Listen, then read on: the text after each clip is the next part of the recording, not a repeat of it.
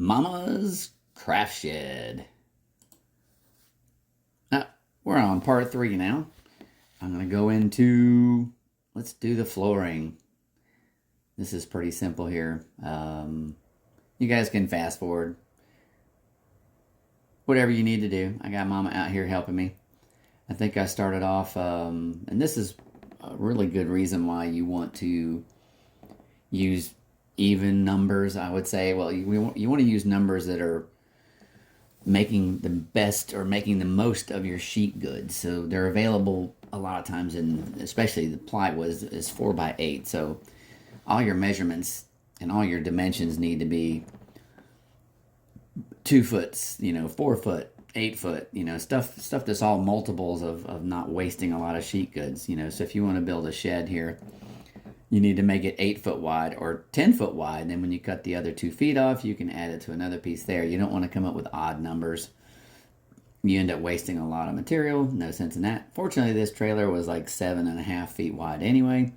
So we went ahead and made it the full 8. And it'll make sense later on. You can see where the wheel wells are cut out. And it has plenty of room. Actually, this will easily be towed still. I'm not going to harm the way that this thing can be moved around. But anyway, the meat and potatoes of it here is, so we have the sheets of plywood. I think, especially around where the wheel wells were, I had to kind of change, most of it was, most of the floor joists, if you would call them, were at 16 inches on center. I didn't like the way it was going to line up and how the strength of the plywood was going to go. So I decided to turn this plywood. It's actually OSB flooring. It's very good stuff. I figured might as well. It's only going to cost a couple extra dollars to buy the better stuff over the cheap stuff for such a small project. Anyway, so this is exactly the same that I used in the flooring in the house, which eventually I'll get to those videos. Takes me a long time to do the videos. A lot longer to do the video than it does to build the house. Anyway, I'm using the piece of styrofoam as a big long straight edge. Just makes my work really, really easy. And Mama gets to stand up there and hold stuff still while I cut it. And we're just putting all this in place and make sure it all fits. You'll get to see this time. I'll screw it down and then eventually come back and hit it with a nail gun like I like to always do. This is, like I said, really simple stuff here. We're burning up some of the old pieces and just some old wood that's laying around and stuff. We're kind of in the woods here next to this water. Some of the other videos will include some shots of the waterfalls, and want to show everybody how close we are to them. What used to be an old grist mill. It's very pretty down here, very tranquil. I don't sit still very well, but Mama really likes it. I have a hard time just sitting and relaxing. My relaxing is actually doing this. Riding a motorcycle, relaxing, building something is relaxing to me. It relaxes my brain, especially riding a motorcycle. Anyway, here we go with I don't know, what is that, 10, 20 pound bucket of screws. And just gonna screw them all in, 16 inches on center. Back-breaking work.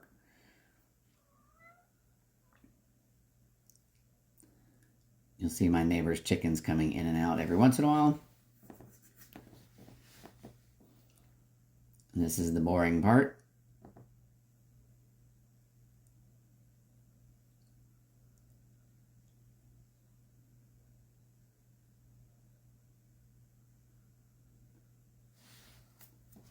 And you can fast forward. This is, like I said, very, very, very boring. That's all condensed and all time lapse here for you.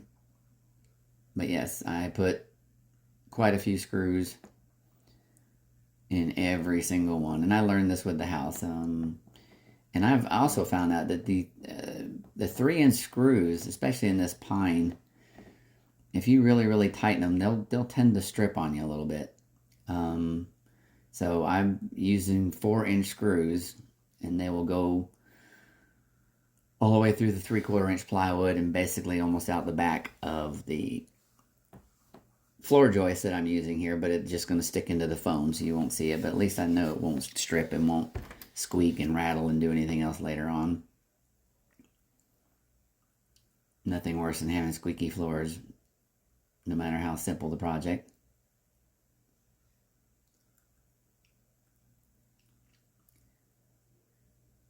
Mama likes playing with the fire. She loves to camp. Which is weird that she likes to camp because we live in the woods, so we're sort of camping 24/7, but she still likes to go camping out of the house even though this house is in the woods. Must be one of those female things.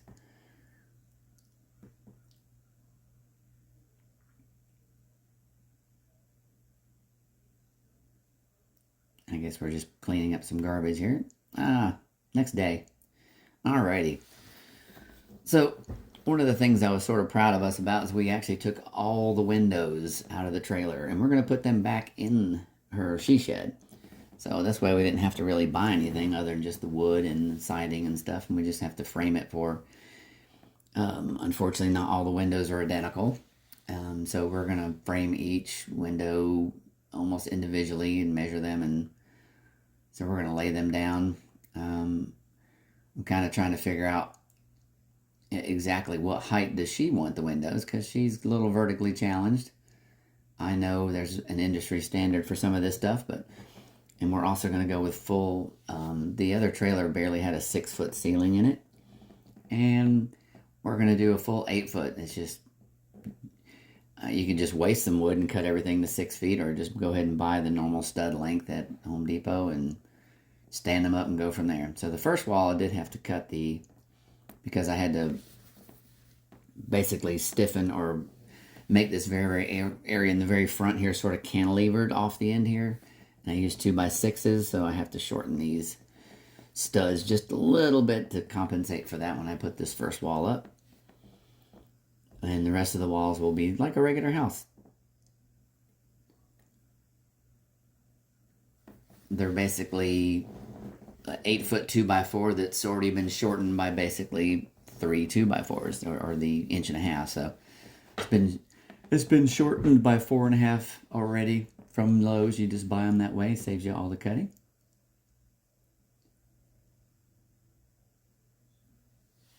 We don't have a fire going today.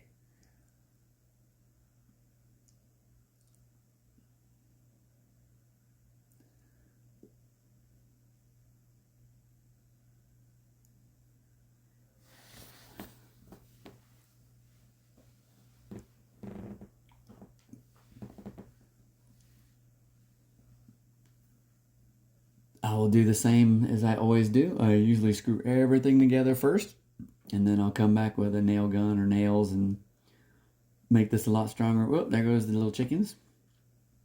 I don't know what these little bitty chickens are. They look like little, I don't know what they are. Grouses, hens. I don't know I don't know woods. I don't know chickens. I know cars. I know wood. I know building. I know engineering. I see the little chickens go back around over here. The little silver gray looking things walking around. Actually, there's a duck that rocks around with these little chickens and thinks it's a chicken, I guess. Oddly enough, and strangely enough, the chickens and the ducks will actually drink water from stuff that's pulled up around here. But our stream, which is spring fed, they haven't figured out to go down there and drink out of it yet. Some of the mallards already know that, but for some reason these chickens and ducks don't go down there. Just a strange observation. There we go with the nail gun. Alright, wall number 1, if you want to call it that. We'll get the old level out and make sure it's straight up and down. She's getting excited. She's going to have this nice big shed out here with plenty of room. And like I said, we're going to use the windows. It'll make sense here in the next couple videos.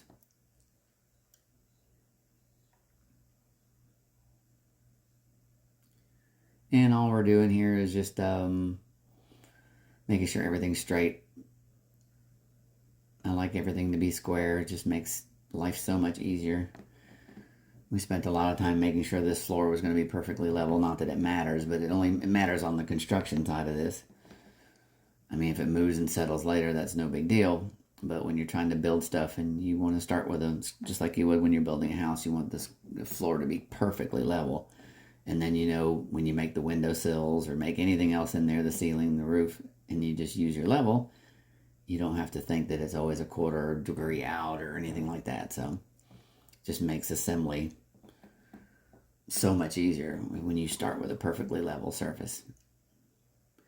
Being a mechanic my whole life, this is a lot more fun, and I'm a little anal about, I really don't like working with wood because it's not exact half the time, and you can measure something exact, cut it, and put it in place, or don't put it in place, and come out the next morning and that piece of wood doesn't fit anymore because of humidity, or the moon's in the wrong spot, or whatever. But I still do my best to try and make it as perfect as I can make it. I sharpen the pencils to a very, very fine point. I do a lot of things that probably a lot of contractors and construction guys don't do because it probably doesn't matter as much as I think it does, but I do it anyway. What was it Holmes on Holmes always says? Make it right the first time.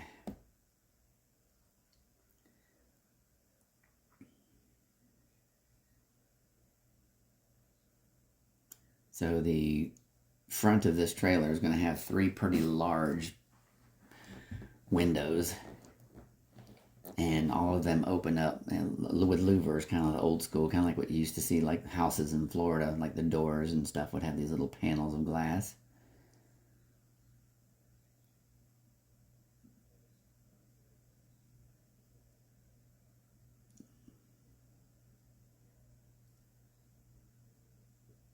Don't exactly know why the video is darker at the moment, but hopefully it comes back.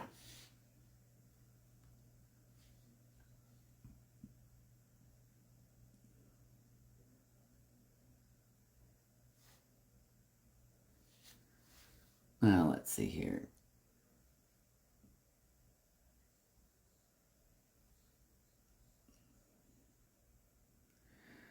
So this is going to be one of the walls that goes towards the road. Not that there's really a road, but if you want to call it the path. So this is going to have 2 windows of 2 different sizes. We decided that she wanted the bigger windows to point towards the water. There's going to be a door there. The door is going to swing outward.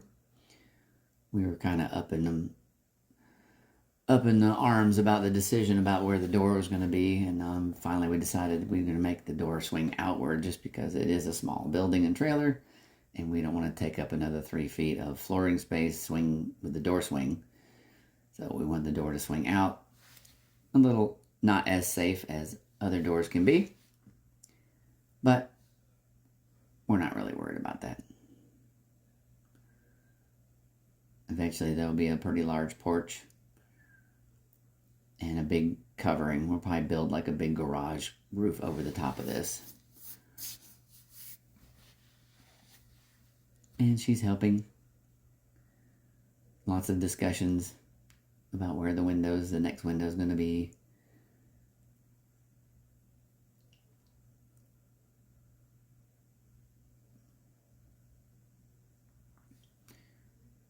She's actually been quite a help. Sometimes it's easier just to have somebody hold the other end of the piece of wood.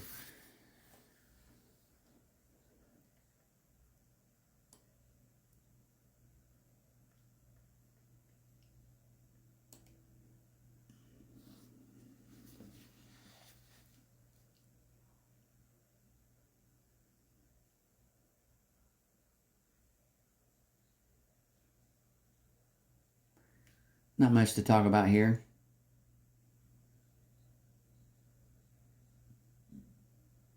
This is going to be another window.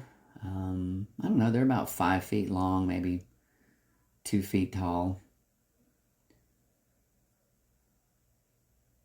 Saved us a bunch of money instead of having to buy a bunch of windows. We just used what came with the Winnebago. Probably put a big old huge Winnebago sticker on the side of it when we get done. just for fun.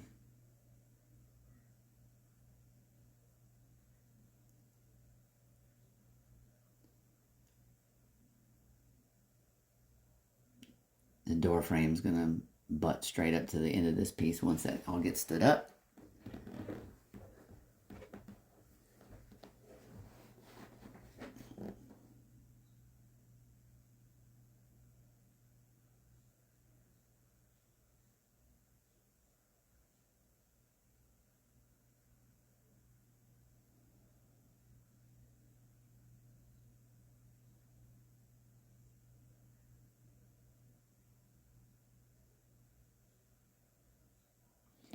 All right. Start of the third wall's up.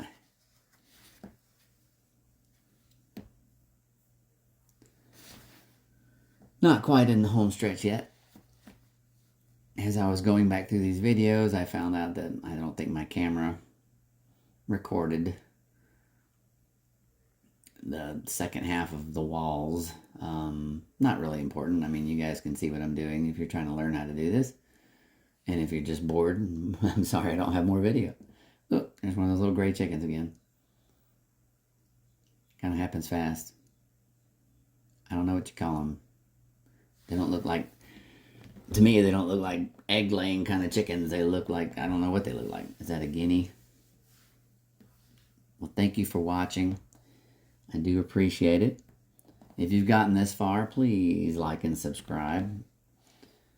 I'm going to try and come out with a bunch of videos, and if nobody wants to watch them, then whatever. At least I've documented what I'm doing, and that's kind of fun. And Pam's really going to enjoy this. Can't wait to get it done. There's some more videos coming. Thank you very much.